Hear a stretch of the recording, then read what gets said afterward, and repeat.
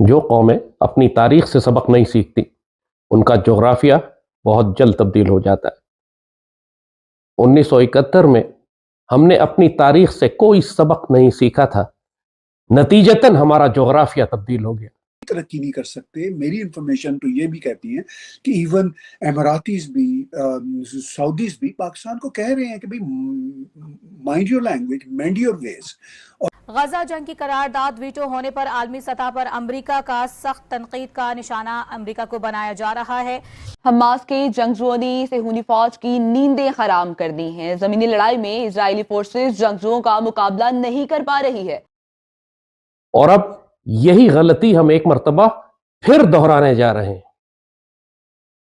پاکستان میں اگلے چند ہفتوں کے بعد الیکشنز ہونے جا رہے ہیں۔ اور عقل کے ہوش کے ناخن لو، تو اگر آپ نے ہم سے کوئی پیسے بھی لینے ہیں، ہمارے ساتھ بزنس بھی کرنا ہے، تو فرسٹ ہیو یور ریلیشن شپ۔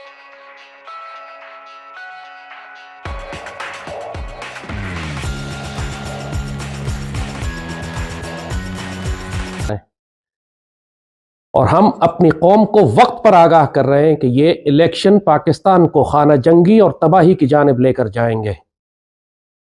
اس وقت پاکستان کو الیکشن کی نہیں، ایک پورے نظام کی تبدیلی کی ضرورت ہے، اور جس کے لیے الیکشن کے بجائے ریفرنڈم کرانا چاہیے کہ قوم سے ایک مرتبہ سوال کریں کہ کیا تم واقعی اس پارلیمانی ناپاک جمہوریت کو چلانا چاہتے ہو جس پر 3 بڑی ناپاک سیاسی جماعتوں نے قبضہ کیا ہوا، یا ملک میں ایک نیا فریش سٹارٹ، صاف ستھرا صدارتی نظام، صدارتی اسلامی نظام کہ جس میں پاکستان کی ریاست کو ایک مرتبہ مستحکم کرنے کے لیے ایک نیا سیاسی نظام ترتیب دیا جا سکے۔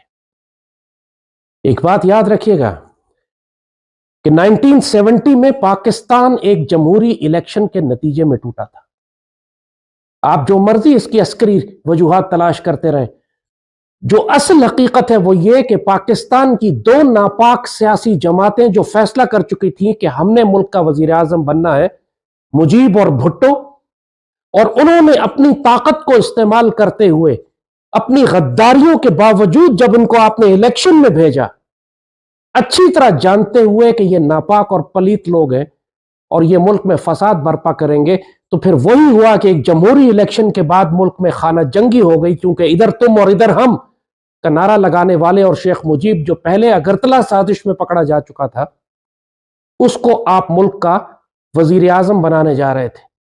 جب طے ہو چکا ہے، معلوم ہو چکا ہے کہ یہ شخص غدار ہے، اس کو گرفتار کیا گیا ہے، غداری کا مقدمہ ہے، سارے ثبوت موجود ہیں کہ یہ پاکستان توڑنا چاہتا ہے اگرتلہ سازش میں، اور وہ اگرتلہ سازش 1967-68 میں پکڑی چلی جا چکی تھی، اس پر مقدمہ بن چکا تھا، سزائے موت ہونے والی تھی۔ تو پھر اتنا سنگین غداری کا مقدمہ معاف کر کے اس کو آپ نے کیوں اجازت دی کہ انہی مکتی بانی کے دہشت گردوں کے ساتھ یہ الیکشنز میں جائے؟ اور پھر اس کے بعد جو ہونا تھا وہ کسی کے کنٹرول میں نہیں تھا۔ وہ کہتا ہے مشرقی پاکستان میں نے ساری سیٹیں جیتی۔ کیسے جیتی؟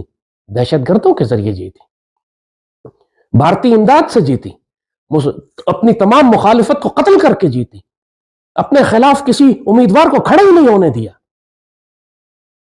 جب آپ ایک جانے پہچانے ڈاکیومنٹڈ ایویڈنس کے ساتھ ایک غدار شخص کو آپ الیکشن میں جانے کی اجازت دیں گے اور وہ دہشت گردوں کے ذریعے الیکشن جیتے گا، اس کے بعد اس کے پاس جواز ہے کہ جی مجھے اختیار دو، مجھے حکومت دو، اور اگر نہیں دیتے ہو تو میں ملک توڑ دیتا ہوں۔ ملک توڑنے کا فیصلہ تو تم الیکشن سے بہت پہلے کر ہی چکے تھے۔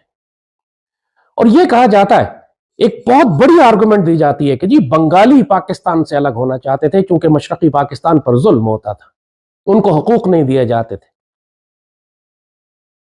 مگر کیا آپ کو معلوم ہے کہ مشرقی پاکستان میں صرف بنگالی نہیں رہتے تھے، لاکھوں کی تعداد میں 30-40 لاکھ بہاری بھی رہتے تھے، بہاری مسلمان۔ ان میں سے تو کسی نے کبھی یہ نہیں کہا کہ مشرقی پاکستان پر ظلم ہو رہا۔ ان 30-35 لاکھ بہاریوں میں سے تو کسی ایک نے یہ نہیں کہا کہ ہم پاکستان توڑ کے الگ ہونا چاہتے ہیں۔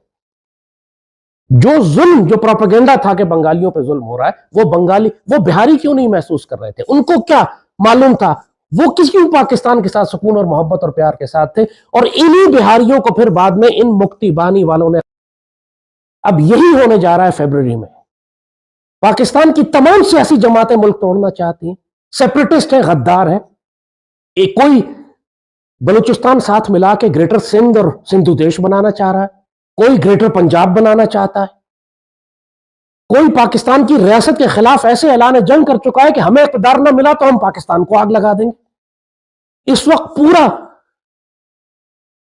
पाकिस्तानी मीडिया, सोशल मीडिया उठा के देख लीजिए, सियासी जमातों का मिजाज क्या है, एक दूसरे को धमकियां दे रहे हैं, बार बात पे कहते हैं हम पाकिस्तान तोड़ देंगे और हमें पाकिस्तान नहीं बचेगा और पाकिस्तान को हम खत्म कर देंगे।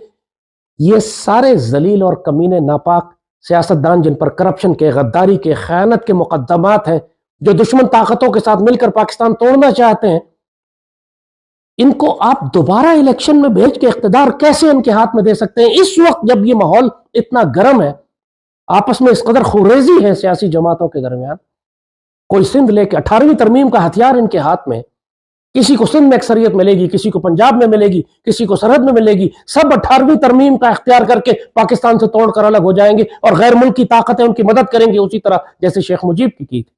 और ये सब नापाक हैं, ये सब पाकिस्तान तोड़ देंगे अपने इक़्तिदार के लिए, जैसे भुट्टो और मुजीब ने पहले किया था।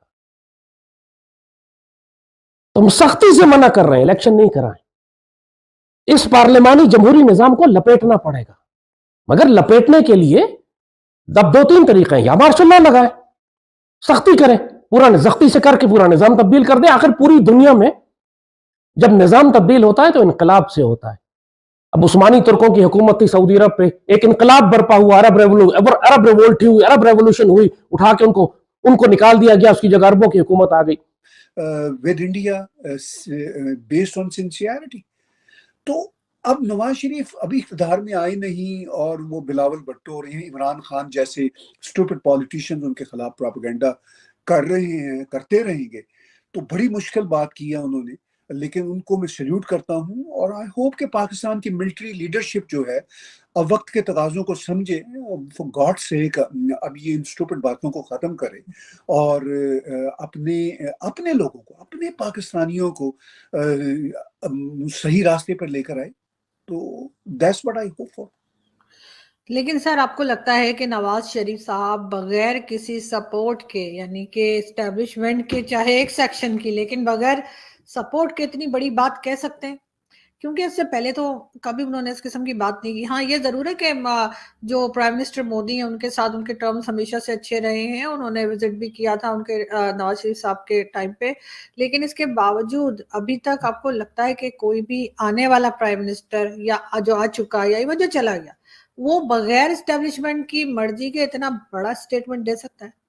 देखिए, उनको भी अंदाजा है कि एस्टेब्लिशमेंट की जो लीडरशिप है वो परहैप्स उनके साथ इस मसले पे अंदर से ऑन बोर्ड हैं। भले से वो फौजी जो स्टूपिड बातें करते रहें कि जंजीरों से पकड़ कर ले आएंगे, भले से जो पाकिस्तान की एस्टेब्लिशमेंट ने अब तक का जो नैरेटिव बनाया है हिंदू दुश्मनी, भारत दुश्मनी पे, उनको अंदाज़ा हो चुका हो कि भाई इससे उनका कितना नुकसान हुआ है।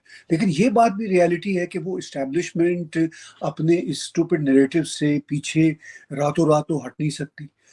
लेकिन इसके बावजूद जो आपका बुनियादी सवाल है कि क्या इस्टेब्लिशमेंट की मर्जी के बगैर नवाज शरीफ ये बात कर सकते हैं, आप ठीक कहती हैं। मुझे यूँ लगता है कि वो इस्टेब्लिशमेंट शायद उन्होंने पूछा नहीं है इस्टेब्लिशमेंट से, मैं तो गैस ही कर सकता हूँ, कोई उन्होंने इस्टेब्लिशमेंट से कोई पूछा नहीं है।